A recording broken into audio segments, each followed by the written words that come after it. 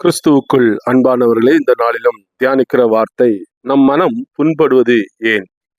பிறருடைய சில வார்த்தைகளாலும் செயல்களாலும் அவர்கள் நடந்து கொள்கிற விதங்களாலும் அடிக்கடி நாம் புண்பட்டதாக உணர்கிறோம். ஆனால் நாம் நன்றாக சிந்தித்து பார்த்தோம்போது பல வேளைகளில் பிறர் நம்மை உண்மையில் புண்படுத்துவதில்லை.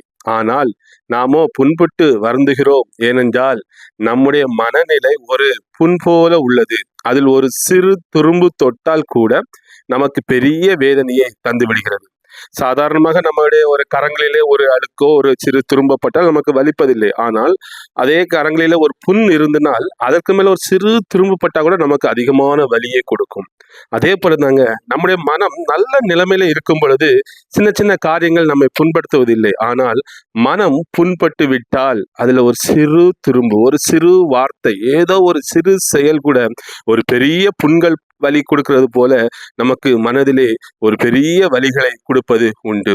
ஸோ இதை நாம் இன்றைக்கு முதலாவது அறிந்து கொள்ள வேண்டும். ஸோ நமக்கு மற்றவர்களால் வரும் அந்த வார்த்தைகளால் செயல்களால் வரும் அந்த துன்பத்தை விட நாமே நம்மை அதிகமாக துன்புறுத்துகிறதில் தான் நமக்கு வலி அதிகமாக வருகிறது என்பதை இன்றைக்கு உணர்ந்து கொள்ள வேண்டும். எத்தனையோ முறை பிறர் நம்மை மட்டம் தட்டவில்லை, ஆனால் நாம் மட்டம் தட்டப்பட்டதாக உணர்ந்து விடுகிறோம். பிறர் நம்மை இழிவுபடுத்தும் நோக்கத்தோடு எதையும் செய்யவில்லை, ஆனால் நாம் அவர்கள் தவறான நோக்கமற்ற வார்த்தைகளை செயல்களை தவறாக புரிந்து கொண்டோம். ஒருவேளை அந்த வார்த்தைகளை செயல்களை கூர்ந்து கவனித்து அவைகளை புண்படுத்தும் வார்த்தைகள் என்று நாம் எடுத்திருக்கலாம். ஆனால் அது உண்மை அல்ல. மற்றவருடைய வார்த்தைகளின் தோற்றத்தையும் செயல்களின் தோற்றத்தையும் மட்டும் கவனிக்க கூடாது. அவற்றின் பின்னால் உண்மையிலே ஒரு தவறான நோக்கம் இருந்ததா என்று நாம் பார்க்க வேண்டும். நாம சில நேரங்களில் கற்பனையாக அவங்க இப்படி சொல்லியிருப்பாங்களோ, இவங்க இப்படி சொல்லியிருப்பாங்களோ, இதுக்காக தான் அவங்க அப்படி செய்தாங்களோ அப்படி என்று தவறான நோக்கத்தோடு பார்த்தால் மனம் புண்பட்டு கொண்டே இருக்கும். அதெல்லாம் விட்டு இன்றைக்கு உண்மையிலே நம்ம ஆராய்ந்து பார்க்கணும். இது என்ன காரணம் என்று பார்க்கும் பொழுது அநேக காரியங்கள் மாயையாக போய்விடும். அதனால இன்னைக்கு நம்ம நண்பர்கள் யாரோ ஒருத்தங்க நம்மை பார்த்து மட்டம் தட்டுவாங்க. சில வார்த்தைகள் எல்லாம் பேசுவது உண்டு. இல்லையா, உனக்கு அறிவு இருக்காடா, அதெல்லாம் நம்மை பார்த்து சொல்வதெல்லாம் உண்டு. ஸோ அந்த நேரங்களில் அதெல்லாம் நம்ம பெருசுப்படுத்த மாட்டோம். ஏனென்றால் சில காலங்களில் நம்ம சின்ன சின்ன விஷயங்களுக்கெல்லாம் நாம் கஷ்டப்படுவதை ஆராய்ந்து பார்த்திருக்கிறோம். நானே பார்த்திருக்கிறேன். சின்ன விஷயங்கள் இருந்தாலும் யாராவது சொன்னா ஒரு மாதிரி என்னடா இப்படி சொல்லிட்டாங்களே அப்படிலாம் நம்ம யோசித்து பார்த்திருக்கோம். ஆனா அதே ஒரு நண்பன் சொன்னா நம்ம அதை பெருசா எடுத்துக்க மாட்டோம் இல்லையா. அப்ப நம்ம எடுத்துக்கிற விதத்திலையும் ஒரு காரியங்கள் இருப்பது உண்மை. உண்மையில் தவறு எங்கே இருக்கிறது என்று ஆராய்ந்து பார்த்த போது அது நம்மிடம்தான், மனிதர்களிடம்தான் இருக்குது என்று கண்டுகொள்ள முடியும். ஸோ இன்னைக்கு நம்ம தெரிந்து கொள்ள வேண்டிய விஷயம், நம்முடைய மனது ஏன் புண்படுகிறது? நாம் சில காயமற்ற செயல்களை காயமாக்கி கொண்டிருக்கிறோம். அதுதான் உண்மை. கற்பனையாக அப்படி செய்திருப்பாங்களோ இப்படி பேசியிருப்பாங்களோ என்று நாம் மனிதனாக சில கற்பனைகளை பண்ணி கொண்டு காயப்படுகிறார்கள். உண்மையிலே காயப்படுத்துகிறவர்களும் இருக்கிறாங்க. சில வார்த்தைகள் காயப்படுத்துவது இல்லை என்று சொல்லவில்லை. ஆனால் அதிகமாக மனிதர்கள் புண்படுவது இந்த மாதிரிப்பட்ட மாயையான ஒரு தோற்றத்திலே புண்பட்டு கொண்டிருக்கிறார்கள்.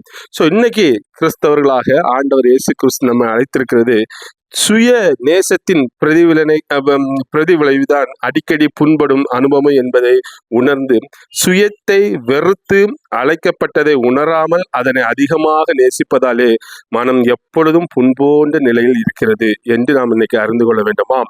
பிறருடைய பேச்சும் நடத்தையும் செயலும் நம்மை அதிகமாக புண்படுத்துகிறது என்றால் நாம் சுயத்திற்கு மறித்தோமா அல்லது சுயத்திற்காகவே வாழ்ந்து கொண்டிருக்கிறோமா என்று இன்றைக்கு நாம் யோசித்து பார்க்க வேண்டும். ஆண்டவராகிய இயேசு கிறிஸ்து லூக்கா 9ஆம் அதிகாரம் 23வது வசனத்திலே சொல்லுகிறார், பின்பு அவர் எல்லோரையும் நோக்கி, ஒருவன் என் பின்னே வர விரும்பினால் அவன் தன்னைத்தான் வெறுத்து தன் சிலுவையை அனுதினம் எடுத்துக்கொண்டு என்னை பின்பற்ற கடவன் என்று சொல்லியிருக்கிறார். அப்போ இயேசு சொன்ன தன்னைத்தான் வெறுத்து என்ற அந்த வார்த்தை இன்னைக்கு நாம் சுயத்திற்கு மறுத்திருக்கிறோமா என்ற ஒரு கேள்வியை நம் முன்பாக இன்றைக்கு கொண்டு வருகிறது. அல்லது சுயத்திற்காகவே வாழ்ந்து கொண்டிருக்கிறோமா? சுயத்திற்காகவே வாழ்ந்து கொண்டிருந்தால்தான் இப்படி தேவையில்லாத கற்பனை, தேவையில்லாத நாம் மனசை நாமே புண்படுத்துகிறவர்களாக இருந்து கொண்டிருக்கிறோம். இன்னைக்கு சுயத்திற்கு மறுத்தவர்களானால் அவர்களை இது எதுவும் சேதப்படுத்தாது. அவங்க உள்ளத்துல இந்த புண்கள் வராது. ஒரு சில காரியங்கள் வந்தாலும் ஓகே, அவங்களுக்கு ஏதோ ஒரு சூழல் இருந்திருக்கும். அதனால அவங்க இப்படி சொல்லியிருக்கலாம், அவங்க செய்திருக்கலாம். அவங்க சைடும் நம்ம உட்கார்ந்து யோசிக்கும் பொழுது, அது சாதாரண விஷயமாக அது கடந்து போய்விடும். நேற்று கூட நான் எனக்கு தெரிந்த ஒருத்தங்க திடீர்னு ஒரு காரியத்திற்காக நான் அவர்களை ஒரு ஊழிய காரியத்துக்கு தான் அவர்களுக்கு இன்வைட் பண்ணி அவர்களை ஆ இணைத்திருந்தோம். ஆனால் அவர்கள் அப்புறமா ஃபோன்ல சொன்னாங்க, "இல்ல முடியாது இப்போதைக்கு. வர முடியாது. என்னால செயல்பட முடியாது" என்று.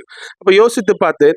அவர்கள் சூழல்ல இருந்து பார்க்கும் பொழுது, அது கொஞ்சம் கடினமான ஒரு காரியம் தான். இது வர முடியாத ஒரு காரியம் என்று உனக்கு அது சந்தோஷமாக, "பரவாயில்லங்க, ஒண்ணும் பிரச்சனை இல்ல. நாங்க ஒண்ணும் தப்பா நினைக்க மாட்டோம். அத பத்தி ஒண்ணும் கவலைப்படாதீங்க.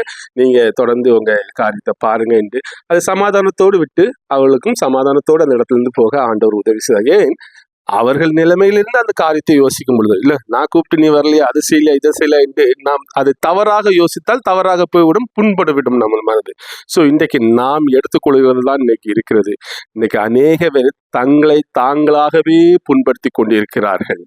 தன் மனதை காயமாக எப்பொழுதும் வைத்திருக்கிறவர்களுக்கு சிறு துரும்புப்பட்டாலும் அது புண் போன்ற ஒரு வலியை கொடுக்கும். மனதில் எப்பொழுதும் சுத்தமாக ஆண்டவருடைய வார்த்தை இருக்கும் என்றால் எந்த காரியமும் உங்களை புண்படுத்தாது என்பதுதான் உண்மை. யார் என்ன சொன்னாலும் உங்களை புண்படுத்தாது. ஏனென்றால் நாம் எல்லாம் சுயத்திற்கு மரித்தவர்கள். அப்படிப்பட்டவர்களுக்கு ஒன்றும் வலிக்காது. சுயத்துக்கு மரித்தவர் மேல ஏதாவது பட்டா வலிக்காது. அதனால நமக்கு அப்படிப்பட்டவங்களுக்கு யார் என்ன சொன்னாலும் வலிக்கக்கூடாது, புண்படக்கூடாது. இன்றைக்கு சுயத்துக்கு மறிக்காமல் இருக்கிறதுனால தான் அநேக பேர் என் மனம் புண்பட்டு விட்டது, அவர்கள் இப்படி சொல்லிவிட்டார்கள், என் மனம் புண்பட்டு விட்டது என்று புலம்புகிறதை பார்க்கிறோம். அன்பானவர்களே, இயேசு கிறிஸ்துவினுடைய வார்த்தைக்கு நாம் பார்ப்போம். லூக்கா 9:23.